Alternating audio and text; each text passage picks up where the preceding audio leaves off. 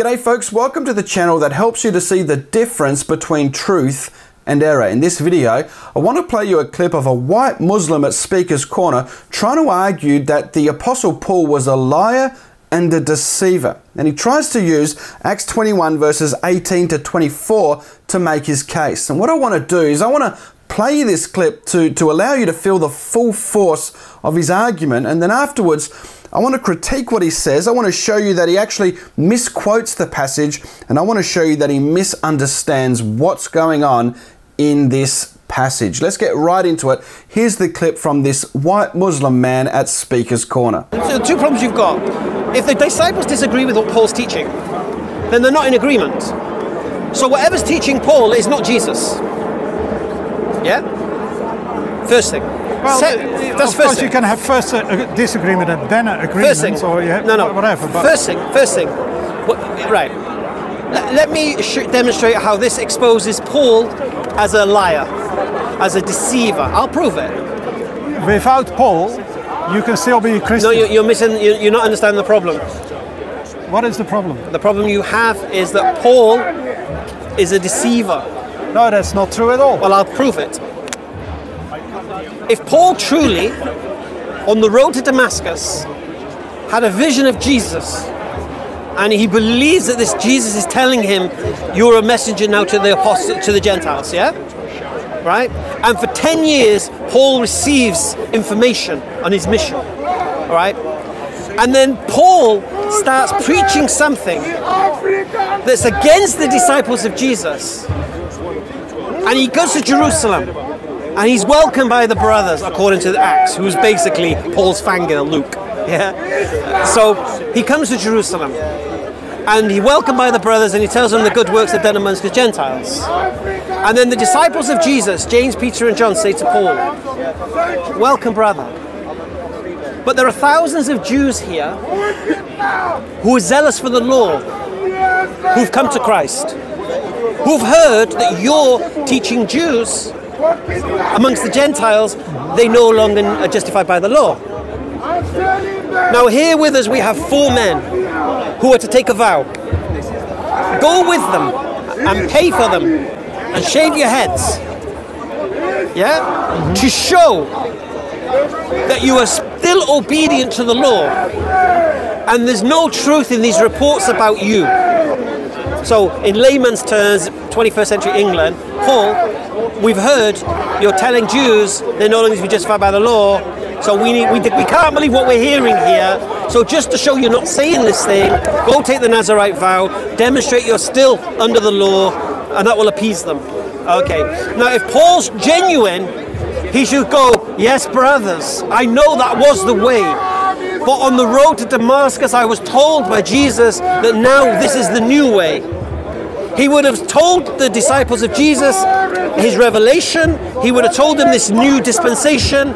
He would have told them that we don't no longer take the law. You're wrong now. I know what you believed when you were with Jesus was this, but now I've had extra revelation, and Jesus has told me that you don't need to do that anymore. But he didn't say all that. No. No, he didn't say all that. None of that. Okay, so you. Well, that's what you should expect. You think he should have said that? Yes. Why do you think that? Okay, because he's been accused of something that he's doing, and the reason he's doing it because he believes Jesus has told him to do it, and he's speaking to the disciples of Jesus who are telling him he's wrong for doing it, and so he should correct them and tell them, no, this is what Jesus is teaching now. Well, but why should he actually?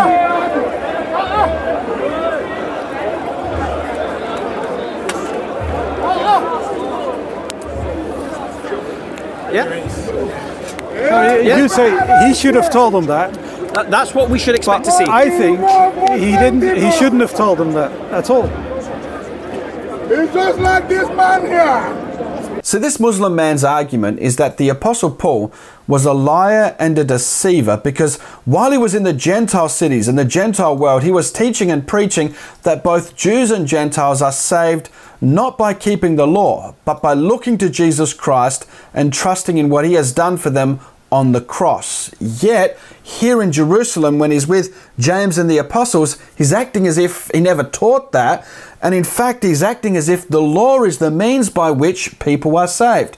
Therefore, this Muslim is arguing, Paul is a liar and a deceiver because he's lying to and deceiving James and the apostles. Is this assessment correct? Is this assessment true? Absolutely not. This Muslim man simply hasn't read the passage and he hasn't studied the New Testament. First of all, it's important to note that in the Jerusalem Council, Peter made some comments not only about the Gentiles, but about the Jews as well. When he was speaking to the Jews, discussing the issue of whether or not the Gentiles had to keep the law, he plainly stated in verse 11 of chapter 15 that both the Jews and the Gentiles are saved by grace, not by the works of the law. So Acts chapter 15 verse 11, it says, "But we believe that we are saved through the grace of our Lord Jesus in the same way as they also are," referring to the Gentiles. So Peter clearly taught at the Jerusalem Council that both Jews and Gentiles were saved by grace. They were not saved by their ability to keep the law. They were saved by grace. Why? Because Jesus died on the cross for their sins. The Apostle Paul didn't make that up. All of the apostles believed that Jesus died on the cross for their sins and that both Jews and Gentiles were saved by grace. So let's look at this passage carefully and break down what this passage is saying, beginning at verse 17. Let's get right into it. "After we arrived in Jerusalem, the brothers welcomed us gladly. And the following day, Paul went in with us to James, and all the elders were present. And after he had greeted them, he began to relate one by one the things which God did among the Gentiles through his ministry. And when they heard it, they began glorifying God." So James and the apostles glorified God for the missionary work that the apostle Paul had done. And then it says, "And they said to him, 'You see, brother, how many thousands there are among the Jews of those who have believed, and they are all zealous for the law.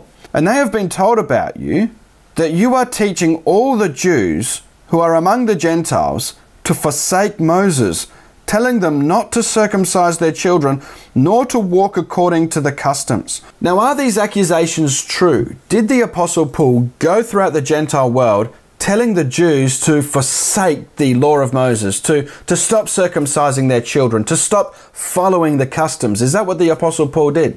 No, that's not what the Apostle Paul did.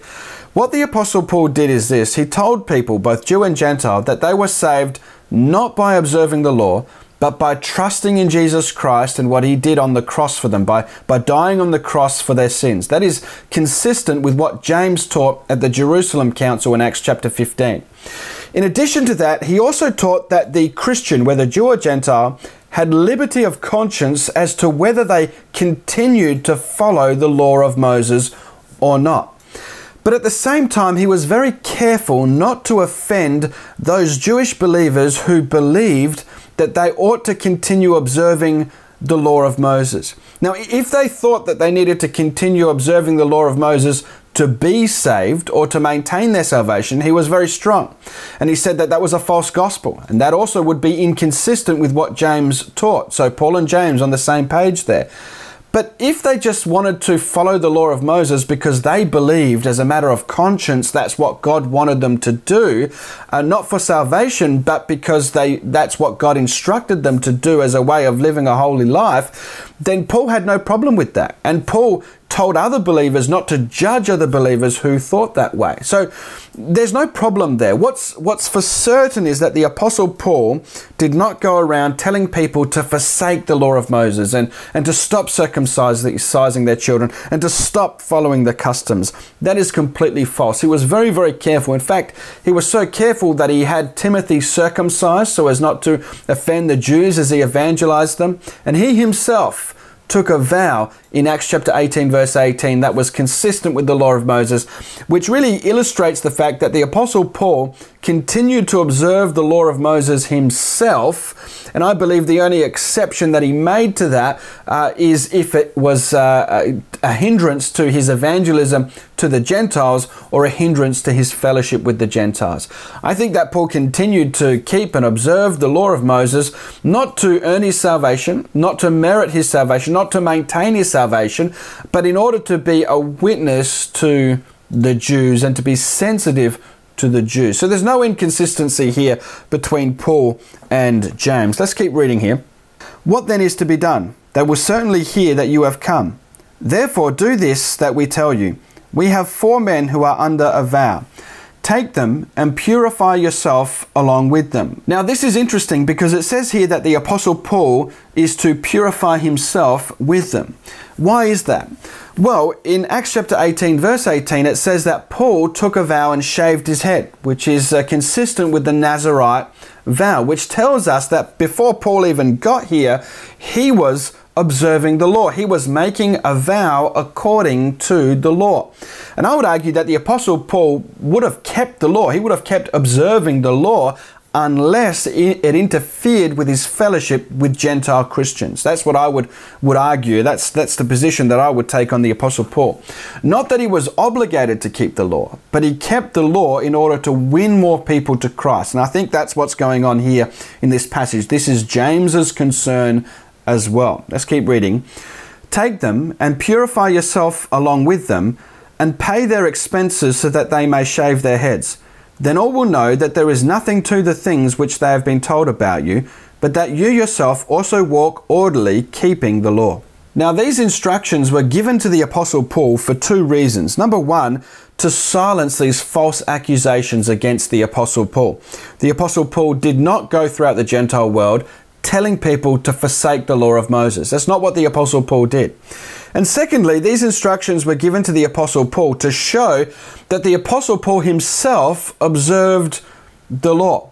When I study the scriptures, I'm convinced that the Apostle Paul, as a general rule, kept the law of Moses unless it interfered with his evangelism to the Gentiles or his fellowship with the Gentile believers. I'm convinced he kept the law of Moses, not because he needed to do so to be saved or to maintain his salvation, but he did that in order to win the Jews to Christ. So these accusations against the Apostle Paul were false. James himself believed that he was saved by grace and not by the works of the law. And so I really don't see any consistency here between the teaching of the Apostle Paul and the events that are described here in the book of Acts. To me, I see consistency with the Apostle Paul's teaching and these events. There's no problems here. And if there was something, nefarious going on, I don't think Luke would have written it in here, right? Because Luke was good friends with the Apostle Paul. He was one of his companions traveling around as he shared the gospel. It wouldn't make much sense to put something that was kind of painted Paul in a shady, deceptive light. I don't think that he would have done that at all. To me, it seems as though this supposed contradiction or this supposed attempt to taint the character of the Apostle Paul and to kind of portray him as a liar and a deceiver, this is just kind of a Muslim kind of way of trying to discredit the Christian faith, and it has no bearing or validity in the Word of God. I hope you've liked this video. If you have, please consider subscribing, give me a thumbs up, hit the bell notification button. I'll see you in the comment section, and you'll see me in my next video.